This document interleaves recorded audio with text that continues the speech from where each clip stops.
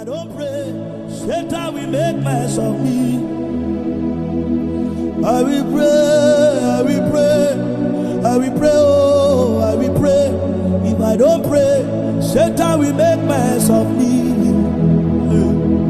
I will pray, I will pray, I will pray, oh, I will pray, if I don't pray, Satan will make mess of me. Que Dieu vous bénisse dans le nom de Jésus-Christ.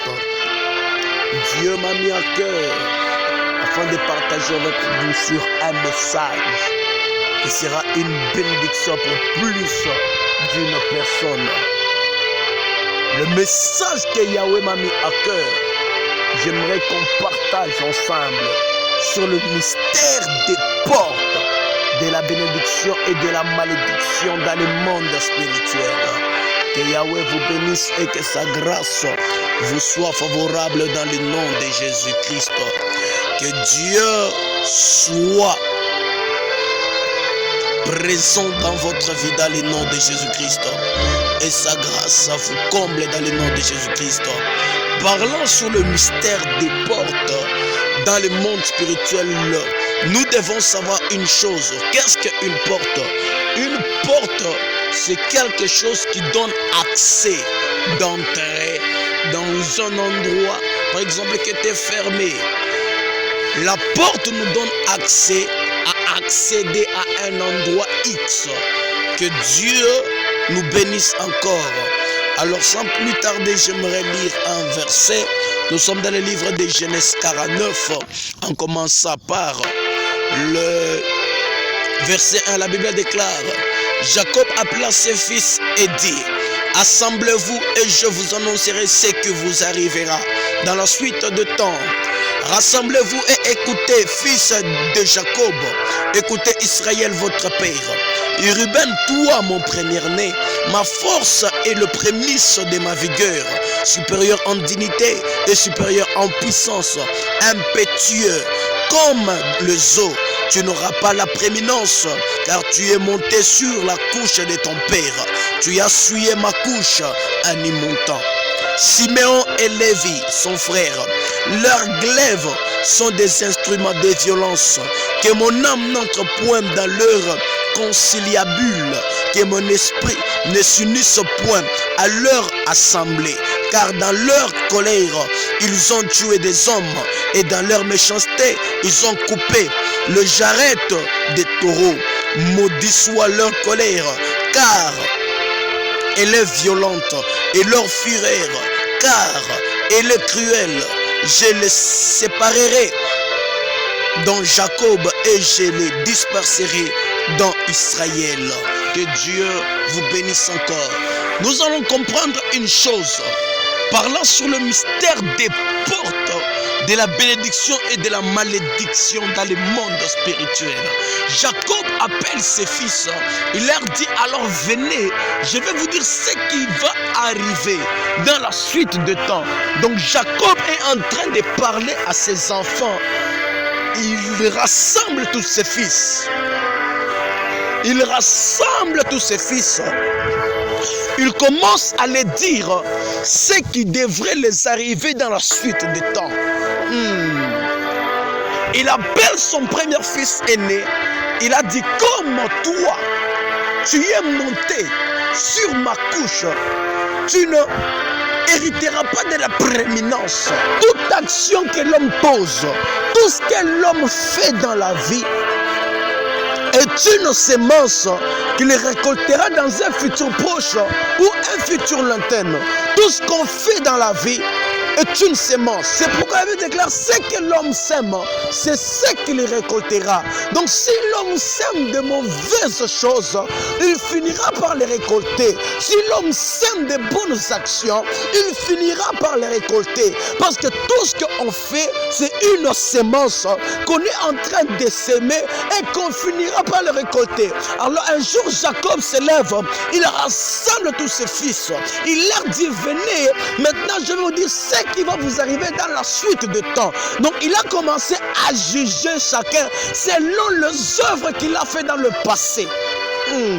Souvent ce que nous vivons est le fruit de ce qu'on a fait dans le passé. Souvent nous attaquons les sorciers, nous attaquons le diable, mais nous oublions que ce que l'homme fait, il finira par le récolter un jour. Souvent nous récoltons le fruit des actions qu'on a posées dans le passé. Souvent nous récoltons le fruit des actions mauvaises ou bonnes qu'on a fait dans le passé. Et on le récolte dans le présent. Je vais donner cet exemple. Du temps d'Isaac, avant que Isaac ne meure, il a appelé ses fils. Il a appelé son premier fils aîné. Il a dit, prépare-moi, je mange, afin que mon âme te bénisse. C'est de même avec Jacob aussi avant de mourir. Il a appelé tous ses fils. Il a commencé à parler à chacun selon ses œuvres.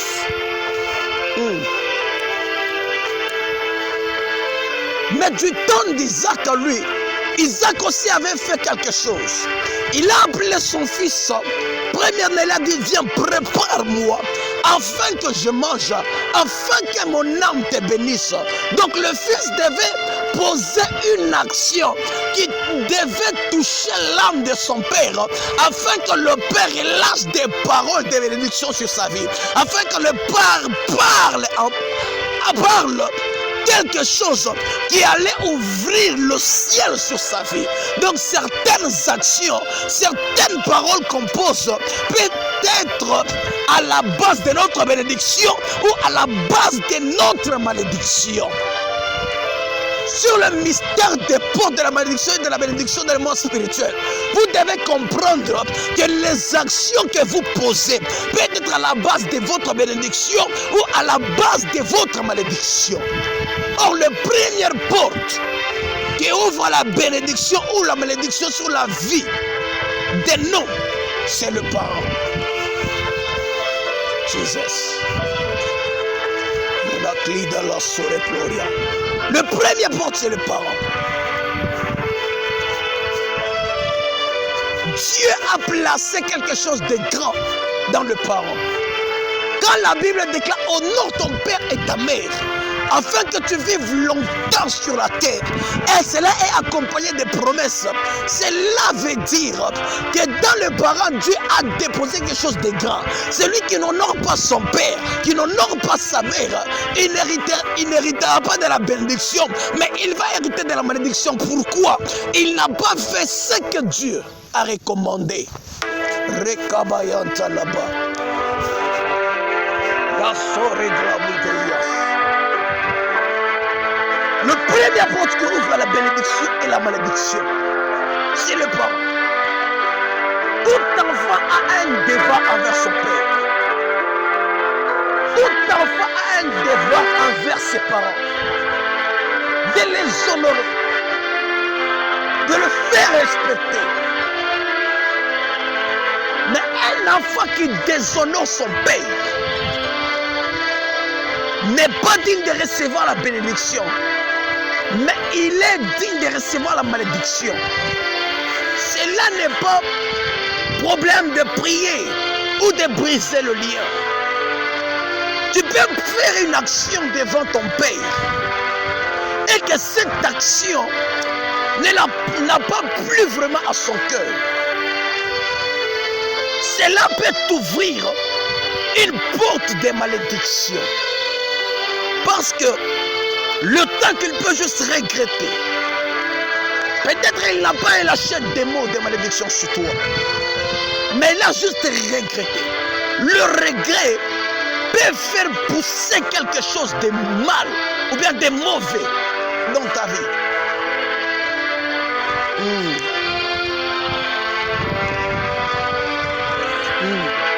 L'Éternel est bon. Nous devons savoir cela.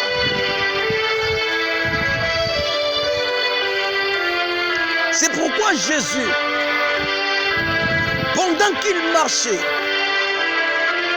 pendant que Jésus était à côté de ses disciples, Jésus a dit quelque part, il a dit, tu ne veux pas dire la chose que j'avais à donner à mon Père. Je suis d'abord l'offrir à l'église. Donc la Bible met une part pour Dieu et une part pour le parent. Tu ne vas pas parce que tu pries, l'onction ne fait pas de toi un impoli. L'onction ne fait pas de toi un homme sans respect.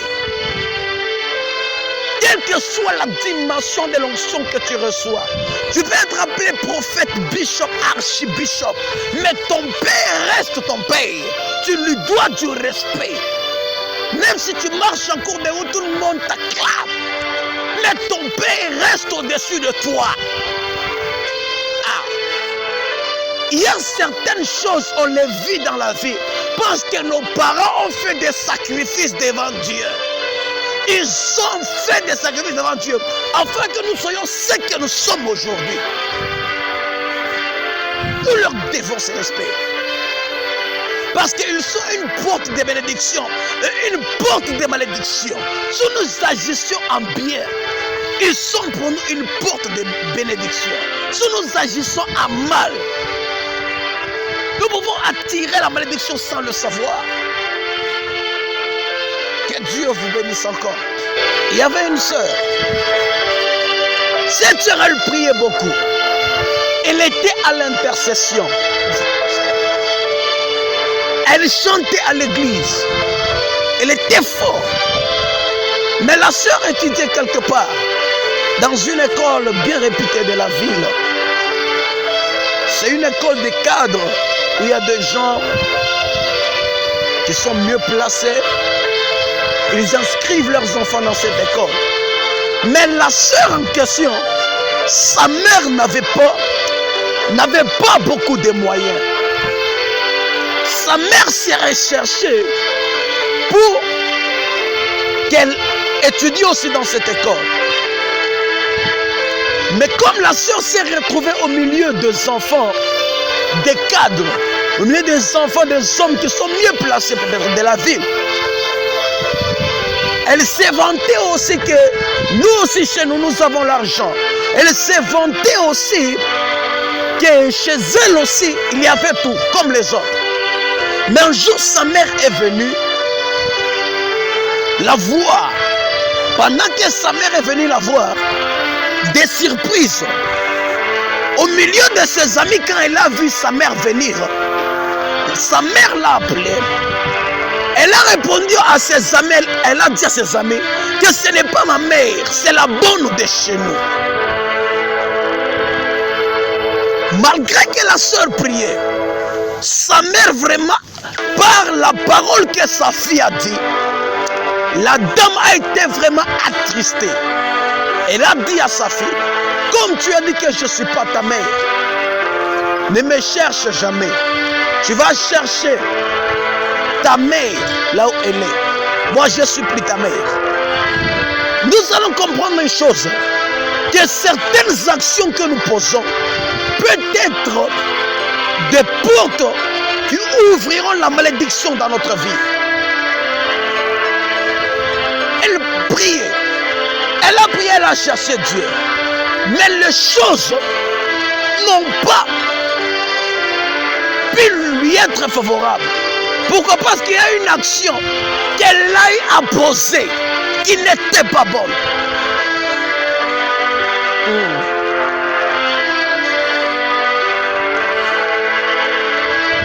Nous devons savoir qu'il y a des choses qu'on ne peut pas faire. Même si nous prions comment, il y a toujours la part d'un père et la part d'un fils. Il y a toujours cette part. Dans ces cas, nous allons comprendre une chose. Même si la sœur parvenait à faire des prières de jeûne de retraite pour briser le lien de la malédiction, ce lien ne se brisera jamais. Même si nous parvenons à jeûner, à faire des montées extraordinaires, le lien de la malédiction qui couvre sa vie ne se brisera jamais. Cela se brisera que par une réparation. Si elle ne répare pas avec sa mère, ça serait difficile pour elle de voir la gloire de Dieu. Donc il y a certaines actions, ça ne demande pas la prière, ça ne demande pas de gêner, mais ça demande de réparer avec la personne à qui tu as un problème. Nous devons tirer attention aux actes que nous posons. Cela peut être pour nous un point de malédiction. Certains actes peuvent nous attirer la bénédiction ou la malédiction. Nous devons tirer attention. C'est que l'homme sème. Tu peux s'aimer quelque chose aujourd'hui. Peut-être tu peux oublier. Mais le temps de le récolter, ça sera un temps qui te sera fatal. Il est mieux de s'aimer de bonnes actions. Et le jour de les récolter, même toi tu oublieras ce que tu as fait.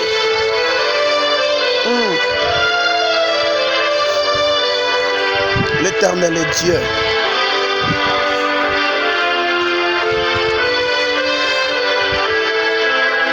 Nous devons savoir.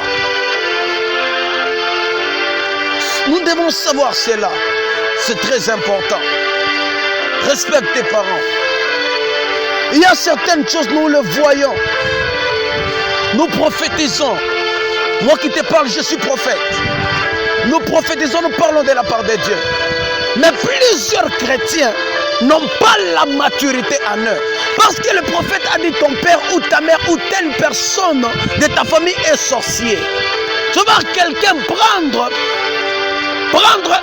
un bâton ou prendre quelque chose.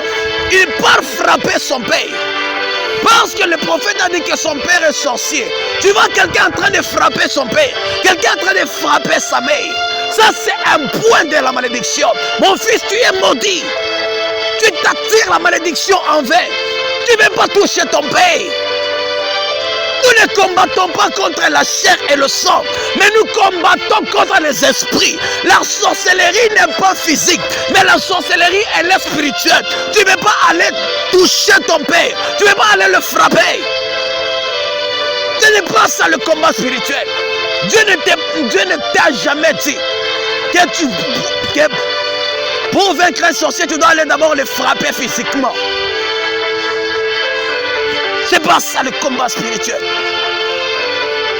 Honorez vos parents.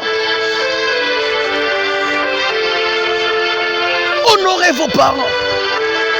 Parce que les parents sont un point de bénédiction ou un point de malédiction pour vous. Tu ne peux pas t'élever pour aller, tu ne peux pas t'élever. Prendre un bâton et aller frapper ton père. Ou aller frapper quelqu'un de ta famille parce qu'il est sorcier. Soyez sages. Le mystère de la bénédiction et de la malédiction dans le monde spirituel. Soyez sages. Oui, le prophète a parlé.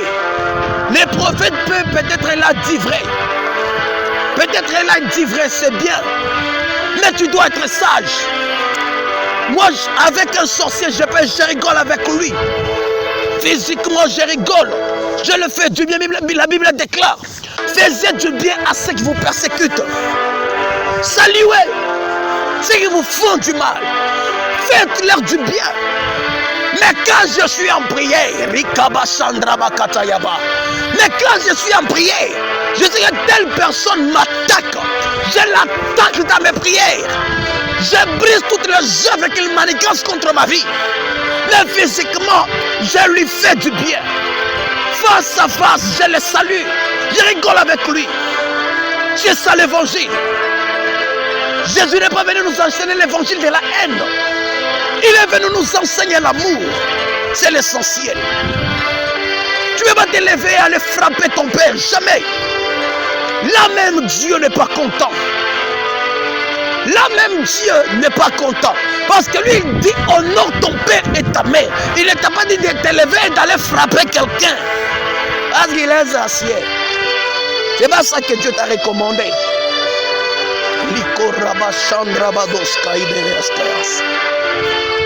Je te parle en tant que prophète, je t'enseigne le mystère de Dieu.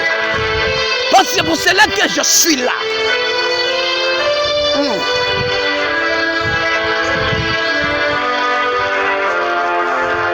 Posons de bonnes actions. Il y a une sœur aussi. Cette sœur, elle frappait trop sa mère. C'est une vraie histoire. Elle frappait sa mère. Un jour, moi et mon frère, nous sommes rendus chez eux. À notre grande surprise, nous avons vu que la sœur avait tellement frappé sa mère, elle s'est même assise sur sa mère. J'ai commencé à me poser des questions. Cette sœur, je la vois chanter à l'église, je la vois prier. Elle prie à l'église, elle fait des actions à l'église, mais arrivée à la maison, elle frappe sa mère, comme si elle frappait son enfant. Ses enfants, même ses frères. Par exemple, dans le temps où peut-être son père et sa mère s'est tiraillée, leurs enfants prenaient leur fouet pour aller menacer leurs parents. Mais le résultat, aujourd'hui la sœur est mariée à un homme qui est stable, mais elle n'a pas d'enfant. Même sa propre mère, la mère qu'elle frappait là, elle a oublié ça. La sœur n'a pas d'enfant. Maintenant, elle monte des montagnes, elle part à gauche, à droite. Elle cherche pour que Dieu l'aide. Alors qu'elle avait déjà ouvert une porte de malédiction sur sa vie, sans le savoir. Quelqu'un qui frappe sa mère. Là même sa maman, elle est dans la joie parce que sa fille a trouvé un homme qui est stable, etc. Même la dame est en joie. Mais sa fille n'a pas d'enfant. Pourquoi? Parce qu'il y a une action qu'elle a posée. Faites attention aux actions que tu poses. C'est là peut-être un point qui te fera pleurer dans un futur proche ou un futur lointain. Faites attention. Ça, c'est le premier porte, les parents. Nous devons savoir où mettre nos pieds. Nous devons savoir qu'est-ce qu'on peut dire et qu'est-ce qu'on ne peut pas dire.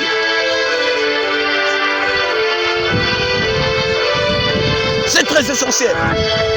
J'ai vu un frère. Il est parti tuer. Il porte maintenant la casquette d'un meurtrier devant Dieu. Pourquoi? Parce que ils ont appris que leur vieux père était sorcier et que c'est par ces fétiches qu'ils n'avancent pas. Ils ont allé tuer. Ils ont tué leur père, leur vieux père plutôt. Parce que il était à la base de leur souffrance. Aujourd'hui, quand tu le vois, ils sont plus fauchés qu'avant. Ça, c'est une malédiction. Ce n'est pas le diable qui frappe, c'est Dieu qui frappe.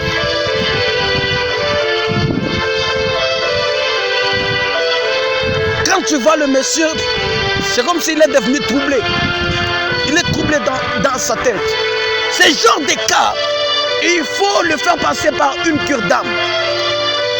S'il n'est pas baptisé, il croit au Seigneur Jésus-Christ, on les baptise. On le fait passer par une cure d'âme. Elle passe par la délivrance. C'est important. Apprenez à honorer les parents. C'est parce que tu as l'argent. Tu prends ta mère.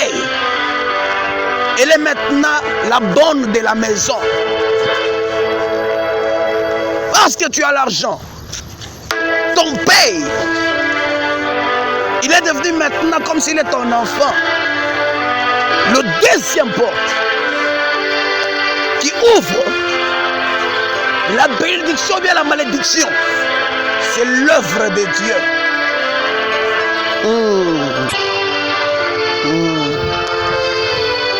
Dans Acte 5:39,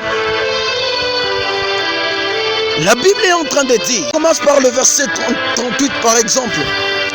Et maintenant je vous le dis, ne vous occupez plus de ces hommes et laissez-le aller. Si cette entreprise ou cette œuvre vient des hommes, elle se détruira. Mais si elle vient de Dieu, vous ne pourrez la détruire. Ne courez pas le risque d'avoir combattu contre Dieu. Là, c'est un sacrificateur, il parle à ses amis. Il dit, ne courez pas le risque d'avoir combattu contre Dieu. Il y a plusieurs personnes, parce qu'il est bien placé dans la société, parce qu'il est maître, parce qu'il est avocat, parce qu'il est gouverneur, parce qu'il est maire de la ville. Il s'élève, il voit une petite église quelque part. Ah, comme lui, il est, je ne sais pas, avocat. Il part là-bas et il récupère la parcelle de l'église par force, parce que lui le maître. La Bible dit, ne courez pas le danger de combattre contre Dieu. Il y a certaines actions que tu fais. Tu peux te retrouver dans une guerre où tu ne combats pas contre les hommes, tu ne combats pas contre les sorciers, mais tu combats contre le créateur du ciel et de la terre. Sache que dans la guerre où tu t'engages, tu seras vaincu.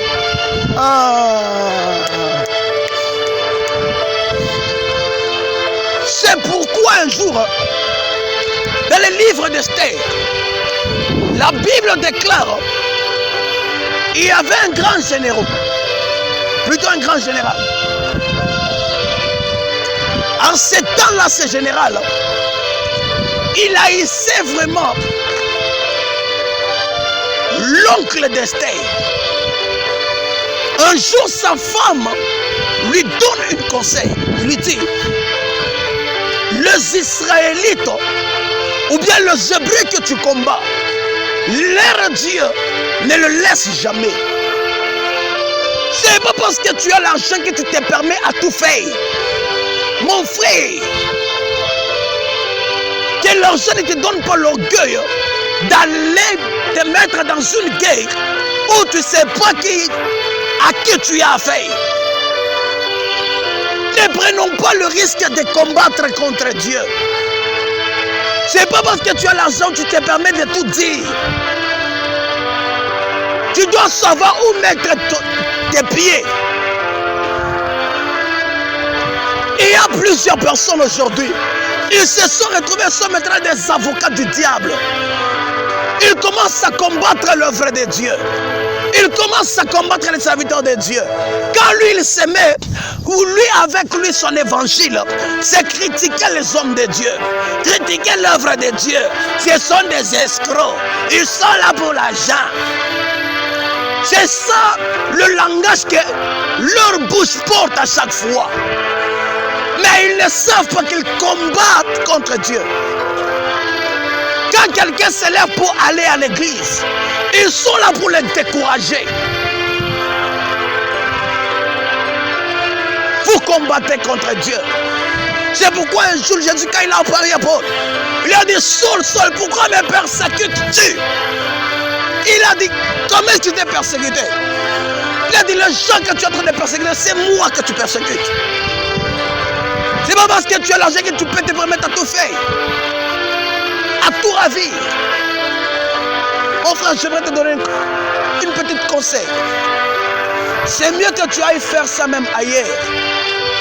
Mais l'œuvre de Dieu, peut-être les gens que tu vois devant toi, tu les regardes, ils n'ont pas de moyens. Ils sont 10, 20 à l'église. Qu'est-ce qu'ils peuvent te faire? Toi, tu es maire de la ville. Mon frère, ils peuvent s'agenouiller. Ils prient le Dieu du ciel contre toi. Ils peuvent appeler la justice de Dieu, engager la justice de Dieu entre toi et eux. Sache que leur Dieu fera tomber ta tête. Fais attention de où tu mets tes pieds, parce que tu ne sais pas à qui tu as affaire. Je parle comme un prophète. Fais attention de où tu mets tes pieds, parce que tu peux précipiter ta vie dans la tombe rapidement. Tous ceux qui ont combattu contre Dieu, ils n'ont pas eu de fin heureux. Fais attention. Fais attention.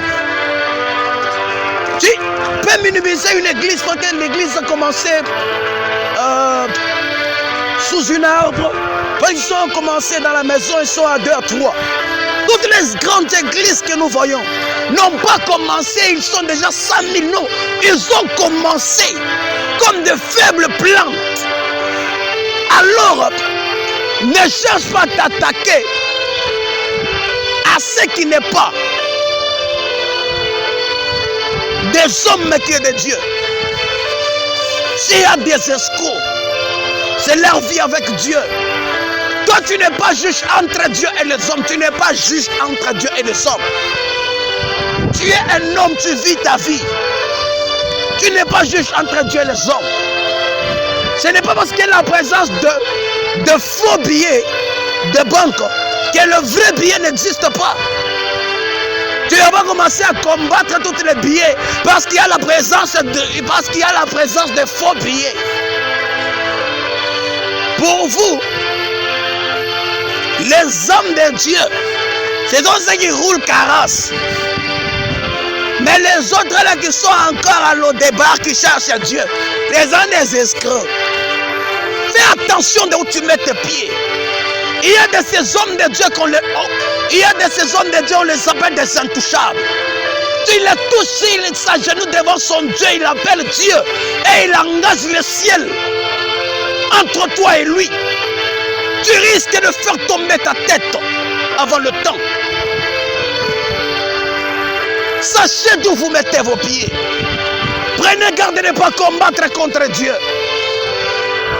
Si on dit à quelqu'un que cette parcelle-là appartient à un marabout, il aura peur d'aller toucher.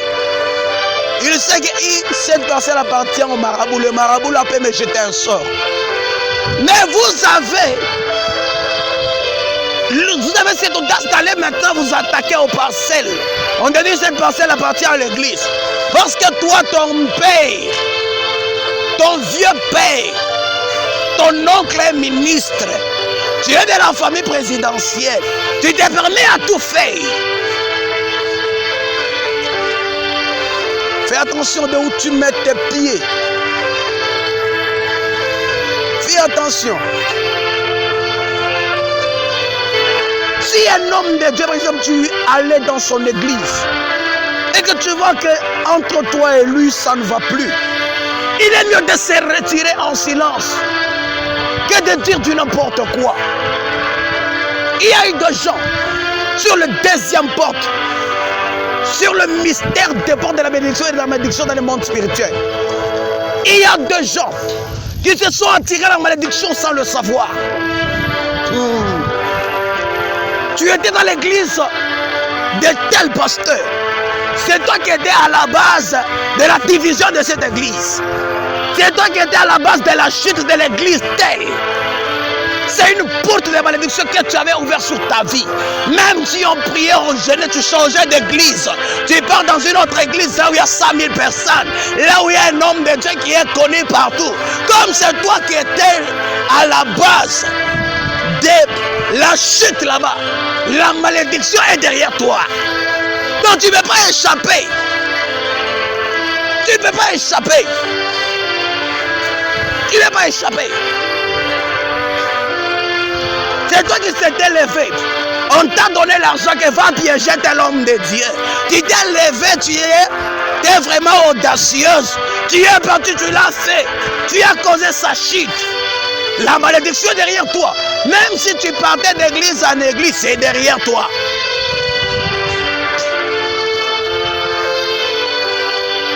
C'est toi maintenant qui a le temps parce que tu as un téléphone. Tu passes ton temps sur les réseaux sociaux à insulter des hommes de Dieu, à discréditer le ministère. La malédiction est derrière toi.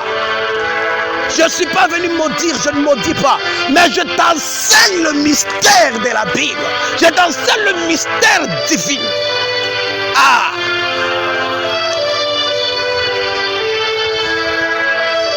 Je t'enseigne afin de te porter vers ce qui est bien et d'éviter ce qui est mal.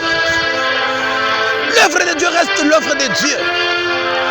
Tel que moi je suis là, moi Samuel, tu ne me verras jamais insulter un homme de Dieu ou critiquer un homme de Dieu. L'apôtre Paul dit chacun a son champ d'action.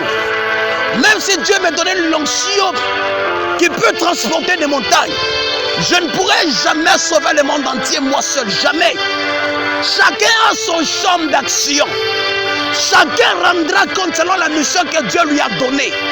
Si l'autre, lui, au lieu de servir Dieu, il commence à faire des blagues, je vais me procher de lui. Je lui dis, mon frère, ce que tu fais n'est pas bon. Je leur ai dit, je le dis, s'il n'écoute pas, chacun rendra compte devant Dieu de ses actes. Je ne vais pas me poser sur les réseaux sociaux, commencer à insulter les autres. Il y a plusieurs hommes de Dieu, ils ont ce caractère. Donc toi, tous les hommes de Dieu, ce sont de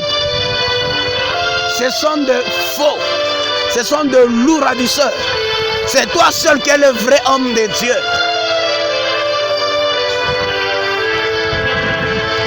Que Dieu nous pardonne. Que Dieu ait compassion de toi. Il y a des gens qui ont été à la base des divisions dans les églises. Tu as divisé l'église, tu es parti avec le fidèle. Même vous qui êtes derrière lui, il y a une part de malédiction qui vous poursuit. Comment maintenant se libérer de cette forme de malédiction? Vous ne vous libérerez jamais de ça par la prière, jamais. Pour se libérer de ça, il faut juste réparer. Aller vers la personne de qui tu as causé du tort. De qui tu étais l'auteur du mouvement, de la rébellion. Tu dois revenir en arrière. Demandez pardon, réparez. Quand vous réparez entre vous, là le Seigneur intervient pour vous pardonner. Tu as été rebelle. Tu as été rebelle. Et tu vois que tu as l'ancien. Il y a quelqu'un qui m'avait posé une question. Je profite de l'occasion pour le dire. Il a dit pourquoi nous voyons certaines personnes, ils organisent un mouvement de rébellion et là où ils partent, ils ont l'onction de Dieu. J'aimerais répondre, j'aimerais vous dire, quand le diable avait occasionné le mouvement de rébellion au ciel, jusqu'à aujourd'hui le diable a le succès. Mais cela ne veut pas dire que la fin du diable sera heureux. Il a fait ces mouvements de rébellion. Cela ne veut pas dire que sa fin sera heureuse. De même avec toi, tu as fait un mouvement de rébellion. Tu as coupé l'église de ton père spirituel. Tu es parti. Toi ne crois pas que ta fin sera heureuse. Jamais. Dieu ne tient pas un coupable pour innocent, ni un innocent pour coupable. Jamais. Faites attention de où vous mettez vos pieds. Les actions que nous posons peuvent nous ouvrir une porte de bénédiction ou une porte de malédiction. Un jour, Élisée et Géasi passaient. Une femme les a vus. Elle a dit, construisons une maison avec une chambre haute et faisons acquérir les hommes de Dieu chez nous. Parce que je les vois chaque fois quand ils passent juste devant notre maison. La femme, elle n'est pas allée faire des cotisations pour faire ça. Par ses propres fonds, elle a construit une maison. Elle a logé les hommes de Dieu. Elle a tout assuré pour leur restauration. Élisée fut touché par cet acte. Élisée dit, que veux-tu qu'on fasse pour toi? La femme n'avait même pas de sujet à dire. Ah. Mais Géasi regarde, non, mon prophète, la femme n'a pas d'enfant. Élisée a donné une prophétie. Ce n'est pas parce que la femme avait parlé. Non. Parce qu'elle a posé une acte. Et l'action que la femme avait posée lui a ouvert une porte de bénédiction. Certaines actions tu peux poser devant ton père spirituel, ton pasteur. Cela peut t'ouvrir le ciel. Cela peut toucher à son cœur. Il peut intercéder de tout cœur devant Dieu. Un jour, il y avait un centenier. Il était romain. Mais dans ses bonnes actions, il est allé construire une synagogue. Mais un jour, son serviteur est tombé malade. Pendant que son serviteur est tombé malade, les ennemis de Jésus, les ennemis de Jésus sont venus voir Jésus en lui demandant que cet homme mérite que tu lui fasses du bien. Hey.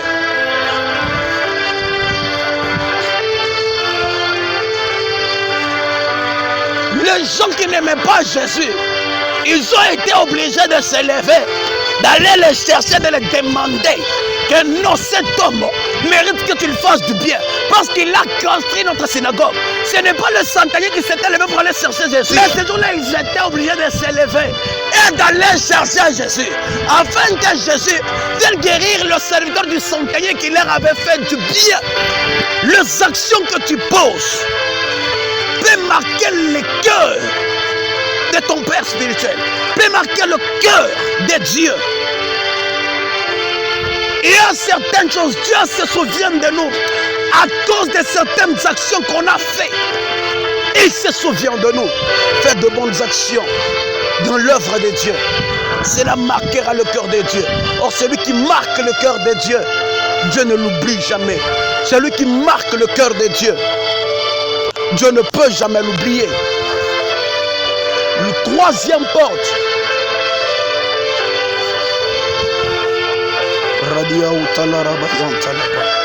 Le troisième porte, qui est la dernière porte.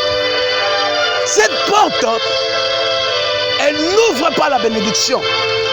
Mais cette porte t'attirera toujours les malheurs. Tu ne le veux pas. Cette porte attirera toujours les malheurs. C'est la porte des sorciers. Des sorciers.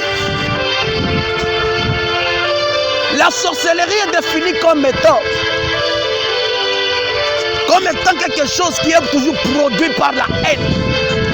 Il y a certaines personnes, même si tu fais de bons actes, tu fais de bonnes actions, tu le multiplies pour eux. Ils ne t'aimeront jamais. Ils continueront toujours à te faire du mal, à te chercher avec du mal pour te détruire, t'éliminer.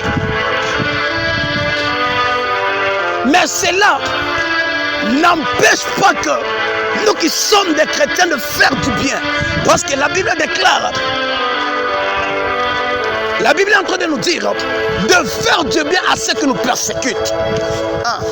La Bible nous dit de faire du bien à ceux qui nous haïssent. En agissant ainsi, ce sont des charbons ardents que nous déposons sur leur tête. Parce que quand tu fais du bien à quelqu'un, lui il cherche à te faire du mal. L'esprit de Dieu, l'esprit de la justice, a cliparazouvre de l'ite, la mindre de l'icus que forte ne reclia. L'esprit de Dieu, l'esprit de la justice, sera juste entre toi et tes ennemis. Parce que toi tu leur fais du bien, mais elles te font du mal. La troisième porte, ça cherchera toujours à t'attirer le mal, le malheur, la malédiction. Dans Deutéronome, la Bible déclare Israël passait juste. Mais Balak a été saisi plutôt par la haine, par l'esprit du diable. Il est allé appeler Balaam, qui vient maudire ce peuple. Donc Israël n'a rien fait. Israël n'a pas injurié quelqu'un. Israël n'a pas volé quelque chose qui appartenait à Balak. Mais il dit, viens maudire-moi ce peuple. Maudis-moi ce peuple. Peut-être j'aurai la force de le vaincre. Donc les sorciers essayent de te maudire, d'ouvrir des portes de malédiction afin de t'affaiblir. pour t'achever. Mais la Bible dit, faites du bien à ceux qui vous font du mal. C'est ça le plus grand secret dans le combat spirituel.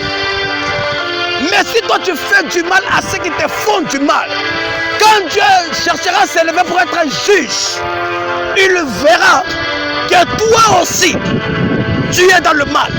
Dieu ne sera pas de ton côté, mais Dieu va te regarder.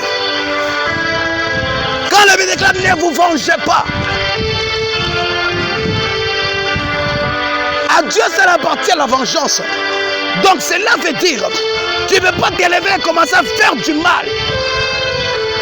Étant chrétien, nous devons témoigner l'amour du Christ envers tous. Cela nous rend invulnérables, tandis que la haine nous rend vulnérables. Quand tu as l'amour de Dieu en toi, tu le témoignes vers tout le monde. Vers les sorciers, même vers celui qu'on dit qu'il est le sorcier de ta famille. Aime-le, fais-le du bien. Ainsi nous parviendrons à gagner le cœur des gens qui sont dans des sciences occultes, dans le fétichisme, en leur témoignant l'amour. C'est l'arme fatale que Dieu nous a donnée, l'amour. Aimez vos ennemis, faites-leur du bien, saluez-le. C'est important de saluer tes ennemis. Même si lui ne te salue pas, quand tu passes bonjour, demain tu reviens bonjour encore. C'est important. Saluez vos ennemis. Faites du bien avec ceux qui vous persécutent. Cela vous rendra invulnérable. Le combat spirituel est réel, c'est vrai. Comme je vous l'ai dit. Physiquement, je suis avec toi, je suis bien avec toi. Mais quand tu viens m'attaquer, moi aussi je t'attaque. Pas physiquement, mais je t'attaque dans mes prières. Je te neutralise. Ah, Jesus.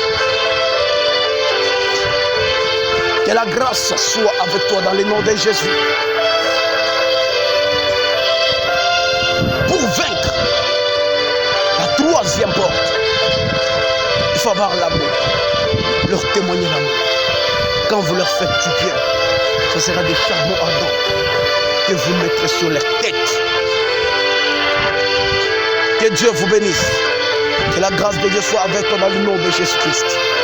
Je t'ai dit que la première porte, c'est le parent. Ayons du respect pour eux. La deuxième porte, l'œuvre de Dieu et le serviteur de Dieu. Ayons du respect pour eux. Ayons du respect pour l'œuvre de Dieu. La troisième porte, les sorciers. Agissons avec amour et non avec haine. Parce que la haine ne vient pas de Dieu.